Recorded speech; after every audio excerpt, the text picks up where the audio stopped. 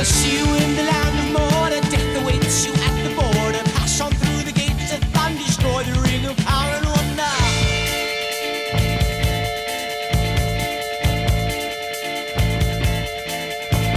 Shadows increasing, beats throughout the land. Alright, Middle-earth role-playing fans, welcome back.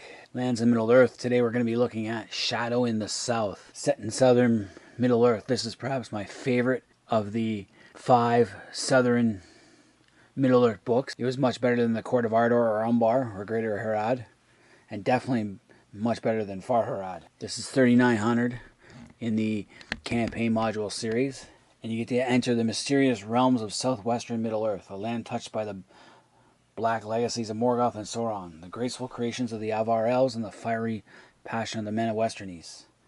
Between the great seas and the golden spires of the Yellow Mountains, the powerful seafaring Númenóreans and their relentless successors warred with the savage Haradrim. Wild Sidiri and Drell peoples labor to survive and maintain their peculiar cultures. These tribes cannot run from the shadow in the south, for they reside beyond Far Harad at the edges of Middle-earth. And you got a pretty cool cover art with 2 Drell warriors trying to repel the army of the Southern Dragon, and you see Akhorahil the Ringwrath bursting on the scene, while a 3rd Drell warrior is on his knees. So it's a pretty cool cover. You flip it over to the back and it gives you a bit more. You get 4 full color maps covering the region and its 3 major cities of Ostalor, Arpel, and Romolo. Detailed maps, information, and stats and backgrounds. Now you can see from the map that this covers this region here. I wish they'd used the map to go all the way up to Usakan and Tolwyn, because the Court of Ardor is down here. Greater Harad was there, Far Harad was there, Umbar was there. So I wish they'd use these maps to connect everything, but they never did. And this module is unique in the fact that the maps do not come out, which was the only downside to it, or this book would have been ranked higher on my list. But it is on the upper tier of my list of the greatest campaign modules of the early days. This was made in 1988. I bought this probably in 1989. Paid probably $20 for it at Endless Adventure or Imperial Hobbies. Can't remember which one. And it was a really cool book. You can tell I've used this a lot because the spine is getting really ratty. I've even used a little tape to keep it together. It does go through a brief history and a timeline. They filled in the timeline much better than they did in the previous books for the Southern Middle-earth. They got really creative and tried to keep things in the spirit of the thing.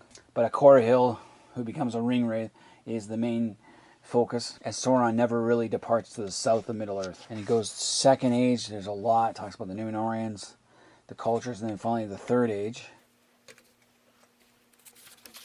All the way up until the end of the Third Age. So they do give a bigger timeline than they did in Far Harad, which is what I liked. And the area is called the Seven Lands or Seven Dominions. Going into the geography, you got the Yellow Mountains, the Western Dominions of the Drell Basin, the Emanaloro, the Elorian Wetlands, Maldor, and then you have the Forest of Valagalan, and the Eastern Dominions. So the Yellow Mountains come through and they divide these 7 dominions. Now this is the first of the maps, black and white. They don't have any maps that pull out, which really sucks. I wish they had. You get Elorna, Mount Mirador, Pel, Drell, 3 main regions, all divided by these mountains. And you do get the rulers of each one. Foracon is the ruler of this area. Imrazor III is up here. Athrazok is there. Tyrillian is there. Sarugal is also there, as well as Arafor is down this way. So it does give you a map, but it's not the greatest map in the world. Weather table, you got wind and water, so there is a lot of, so it is surrounded by the sea on both sides. But they don't really go into a lot of naval details. But you do have the Great Sea, the Bay of Drell, the Blue Lake, and then the South Sea. Goes into the flora and fauna. Just what you expect in places like Vietnam, Cambodia, Thailand, that kind of fauna and flora. So you're going to have elephants, Mumakil. Before it gets into the peoples and culture, this time they go into something a little different. They got the Adena, who are akin to the Haradrim. The Siduri, who are what's called the Karani people, who are more descended in line with the people of the Court of Ardor. And then you have the Drell, who are related to the Haradrim. The Pel, who are also related to the Haradrim. You have the Dark Elves, who are called the Fuina. The Chalalala, who are like the Wozes, or Druidan. It makes sense that the Druidan would have migrated to different places in Middle-earth, seeking seeking in secrecy.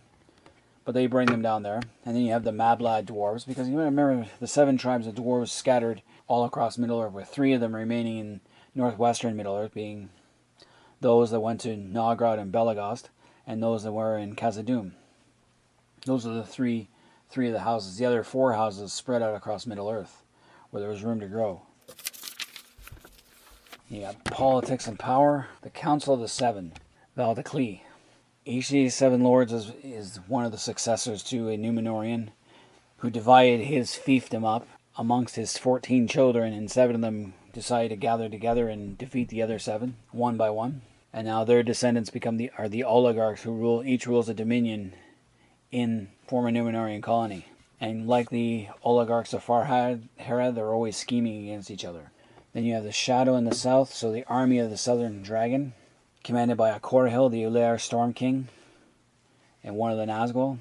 It is spread throughout southern Herad, Hyaran, and Ilorna. It frequently raids into Mirador, Mag, Tumag, and Isakan. And you read more about it in Far Herad, the Scorched Land, as well as Greater Herad. You have the Cult of the Dark Overlord, which is supposed to be commanded by 4 Archliks, can't remember that, but it's dominated by the Court of Ardor. You have those of the Black Hand, who are Saronic. You have the Black Dogs, who serve as the right hand of those of the Black Hand. Then you have the Eyes of Malazar, who is a vampiric sorcerer, corrupted by the Ringwraith Adunafel. The Slayers, who are like assassins, led by the half-troll Hargrog. Then you have some independent factions like the Servants of the Real Fire. There's the Servants of the Secret Flame and the Servants of the Real Fire.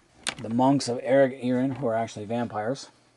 The Society of Duray, who are like rogues. The Monks of Toran, Rovers, Divine Speakers, the Warders of the Night. The Desert Screamers, who are another type of assassin. And the Masters of the Golden Eye. So a lot of different groups vying for power and influence in this region. Then you have the Valdeclian Lords. So Foracon, you got a picture of him right here. He is the greatest of this oligarchic circle, the first among equals, and he gives his backstory. And his lands are to the northwest, on the island of Turgal. You have Sarugul, who has the southern Pell, Athrazak, Darok, Teralayan, who is the ruler of the Forest of Alagalan, or the Shadow Elves, Arafor, and then Imrazad the Third. So you have these 7 great lords all competing for influence and power. Some of them are allied to each other against others. It's a delicate balance of power, which makes it really cool politically. Others, alchemists called Karag the Young Delver, Daray the Lord of the Society of Daray, Valgark, who is the Desert Screamer, who is a dark elf himself and an assassin. He's the Lord of the Desert Screamers. Then it goes into Servants of the Shadow, which would be Akhorahil, and it gives his entire backstory. He is probably the most represented Nazgul after the Witch King in all these MERP books. You have Malazar, the fallen lord of the Knifeless Ones, who's a vampire. Then you have Hargrod, half-troll, part Variag. So he's kind of like the half-trolls they mentioned in Lord of the Rings. Then we get into the major cities. You got Ostalor, and we'll look at the map of that one later. And Romolo, or Romolo, whatever you want to pronounce it. And that's Romolo.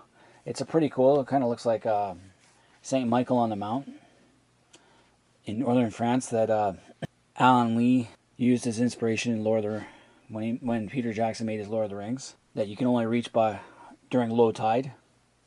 High tide, it's an island. Low tide, it's part of the land. I think they got the idea from there in this book. But I thought that was a pretty cool map. I wish they'd been able to detach this, but you got things back here. You know, the city of Arpel, or Kadarer, and there'll be a map of that later. It gives a list of other towns of note. Black Flame being my favorite, because that's where the dwarves are. Karis Methrin, built by faithful Númenóreans. Mispur, Trenth. There's a whole bunch of other little towns you can deal with. And here's the other map for Ostalor. Map's kind of cool. It's got a grinning skull. I wish these had been bigger maps. I guess I could blow them up if I really want to, because it'd be kind of cool to do a military campaign here. Arpel, which is another kind of cool fortress. So it has some beautiful color maps here. They just don't pull out. Then it goes through the commerce and the chain of trade through the dominions. Another city map there. Number section 10 is the sites of nodes. You got Force Manor, which is going to be part of one of the adventures. Arvarien's Maze, which is really cool. It's in the Maze of Unolo. And this is the maze itself. You can see from the pencil marks, I've sent guys in there to see if they could get through it. Not the easiest thing in the world, and it was kind of fun to do. Here is the other map they have, the more regional map. Again, I wish they had made this bigger, go all the way to the tip of southwestern Middle Earth, and all the way up to Far Harad, so including Sir Tandor and Talwang, or they had made another module in between those two. But overall, it's a pretty cool map. I just wish they'd done more. It would have ranked higher in the list. So Arvarien's Maze is one of the better scenarios. Then you get the Hall of Melkor for the Servants of the True Flame. Not much to it, but it is pretty cool to try and break in. Aragost, which is where the werewolves are, does mention the home of the elves, but not a lot of details. Mera Sarugul, and Sarugul is one of the more evil of the Valdakli lords. Lair of the Rain Drake, which I've sent a party into. Daray's tunnels underneath the city, underneath his town, in the town of Alcerius, and this is pretty cool to send people down into as well, down to that area. Cor Minyadris, which is part of the adventures, is where the Valdakli meet on top of this ancient elven stair within the Black Spire, and this is where they meet and have their conversations. And you go into the Shadow Holes, the House of the Black Hand, and it's a pretty cool layouts there for that one. It's got an upper level and a lower level. Eric's Tomb, which is another part of an Archlich, or White, I guess would be the word for it. The Mindo Malazaro, so this is the vampire's home. Not something you really want to find.